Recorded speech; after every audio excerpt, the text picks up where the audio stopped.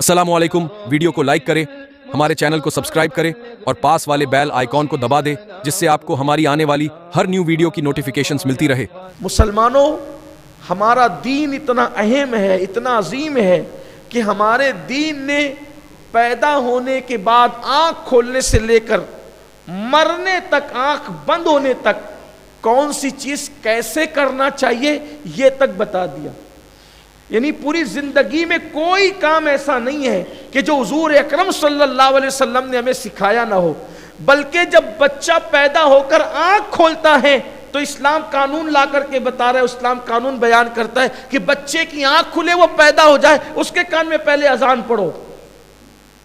دیکھو بچے نے آنکھ کھولی، قانون آ گیا، رسول اللہ نے فرمان جاری کر دیا، اس کے کان میں اذان پڑھو۔ کیوں؟ اس لیے کہ شیطان اس کو کچوکے دے رہا ہے۔ ابھی دنیا کو پتہ ہی نہیں کہ بچہ روتا کیوں ہے، دنیا میں آنے کے بعد بچہ روتا کیوں ہے، سائنس اب تک اس پر خاموش ہے۔ اور 1450 سال پہلے مصطفیٰ جان رحمت بتا رہے بچے کے رونے کی دو وجہ ہے، ایک تو شیطان اس کو کچوکے دیتا ہے، اور ایک تو وہ ماں کے پیٹ سے نئی دنیا میں آتا ہے تو اس کو وحشت ہوتی ہے، وحشت۔ اب اذان کی برکت سے شیطان بھی بھاگتا ہے اور انسان کی وحشت بھی دور ہوتی ہے، اس لیے بچے کے کان میں اذان پڑی جائے۔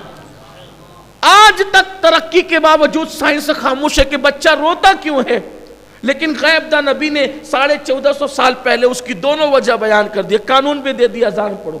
اس لیے کہ اذان کی برکت سے حدیث پاک میں آتا ہے جب اذان کے کلمات پڑھے جاتے تو شیطان بھاگ جاتا ہے، اور جو کچوکے دے رہا تھا وہ بھاگ گیا، اور اذان کی برکت سے وحشت بھی دور ہوتی ہے، گھبراہٹ بھی دور ہوتی ہے۔ حضرت آدم علیہ السلام جب زمین پر آئے تھے تو اندھیرا دیکھ کر کے وحشت ہو رہی تھی، کیونکہ جنت میں اندھیرا نہیں ہے، اجالا ہی اجالا ہے، یہاں وحشت ہو رہی تھی، تو جبریل علیہ السلام نے اذان پڑھی، اللہ نے وحشت دور کر دی۔ اذان کی برکت سے وحشت دور ہوتی، اسی لیے کبھی اگر آپ کو بھی گھبراہٹ ہو تو اذان کے کلمات پڑھا کرو۔ اذان صرف وہ نہیں ہے جو مؤذن کان میں انگلیاں ڈال کر کے پڑھتے اللہ اکبر اللہ اکبر، یہ صرف لائے میں پڑھنے کا نام اذان نہیں ہے۔ اگر آپ کو وحشت ہو رہی تو آپ بھی اذان کے کلمات دہرا سکتے، اللہ اپنے اپنے دل میں زبان پہ ہلکے، اللہ اکبر اشہد ان لا الہ الا اللہ اشہد ان لا الہ الا اللہ، اس کی برکت سے بھی آپ کی وحشت دور ہو جائے۔ اب آپ دیکھیں، میں یہ کہہ رہا تھا کہ پیدا ہونے سے لے کے آنکھ کھولنے سے لے کے آنکھ بند کرنے تک حضور نے پورا قانون دیا۔ دیکھا آپ نے، پیدا ہوا بچہ تو کان میں اذان دو، اور پھر قانون دیا جب کوئی مر جائے، توجہ کریں، کسی مذہب میں یہ قانون نہیں ملے گا، یہ تعلیم نہیں ملے، جب کوئی مر جائے تو اس کی آنکھیں بند کر دو۔ آنکھ کھلنے سے قانون شروع ہوا، آنکھ بند کرنے کی بھی بات ہو رہی ہے، آنکھ بند کر دو، اور آنکھ بند کرتے ہوئے پڑھو بسم اللہ وعلی ملت رسول اللہ صلی اللہ علیہ وسلم، دعا بھی عطا فرماتے۔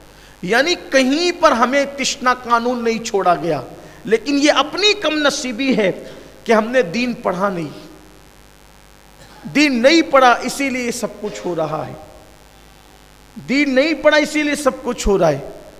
دین پڑھیے، دین کے قریب آئیے۔ ہر مسلمان پر کم سے کم اتنا علم حاصل کرنا فرض ہے جو اس کے لیے زندگی کے ضروریات میں شامل ہے۔ یعنی کون سا علم فرض ہے؟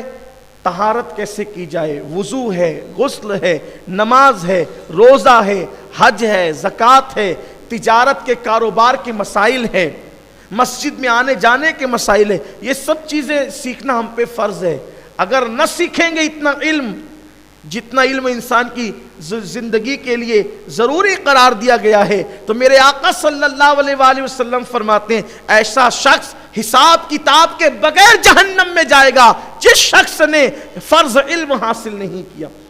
اس لیے کہ آپ کہیں گے میں نے تو نماز پڑھی، نماز سیکھے بغیر پڑھی، نماز ہوئی ہی نہیں، تو آپ کہیں نہیں بھی اللہ قبول کرنے والا ہے، اللہ تو قبول کرتا ہے، مجھے تو آتی نہیں، معلوم نہیں تھا تو کیا کروں؟ معلوم ہونا کوئی، نہ معلوم ہونا کوئی عذر نہیں ہے، نہ معلوم ہونا کوئی عذر نہیں، تم نے سیکھا کیوں نہیں؟ بلکہ لوگ تو یہ کہتے ہیں یار علم والوں سے غلطی ہو تو ان کو ڈبل گناہ ملتا ہے، بغیر علم والوں سے تو ان کو کوئی گناہ نہیں ملتا یا ایک گناہ ملتا ہے۔ یہ غلط ہے، یہ آپ کی من گڑت ہے، یہ بھی نہ علم ہونے کی وجہ سے۔ علم والے سے اگر غلطی ہو تو اس کو ایک گناہ ملے گا کیونکہ اس نے علم سیکھا ہے، عمل نہ کرنے کا ایک گناہ اس کو ہے، لیکن جس نے علم نہیں سیکھا اور اس نے غلطی کی تو اس شخص کو 2 گناہ ملیں گے، ایک علم نہ سیکھنے کا گناہ، ایک عمل نہ کرنے کا گناہ، اس کے لیے 2 گناہ ہے۔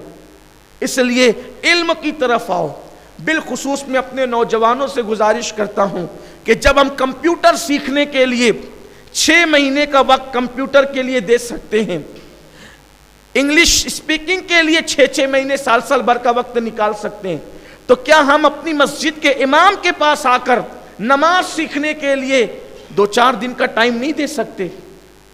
نماز مکمل سیکھنے کے لیے 2 دن 1-1 گھنٹہ کافی، یعنی 2 گھنٹے میں آپ پوری نماز سیکھ سکتے ہیں۔ لیکن سیکھتا کون ہے؟ نماز میں تقریباً 52 مقامات ایسے آتے ہیں پوری 2 رکعت نماز میں کہ اگر آپ جہاں بھول کر دو تو آپ پر سجدہ سہو لازم آ سکتا ہے۔ کسے پتا ہے؟ کون کرتا ہے؟ بچپنے سے مسجد میں آ رہے ہیں، لوگوں کو سر زمین پہ رکھتے دیکھا، ہم نے بھی ماتھا ٹیک دیا۔ ماتھا ٹیکنے کا نام نماز نہیں ہے، کھڑے ہو جانے کا نام نماز نہیں ہے امام کے پیچھے۔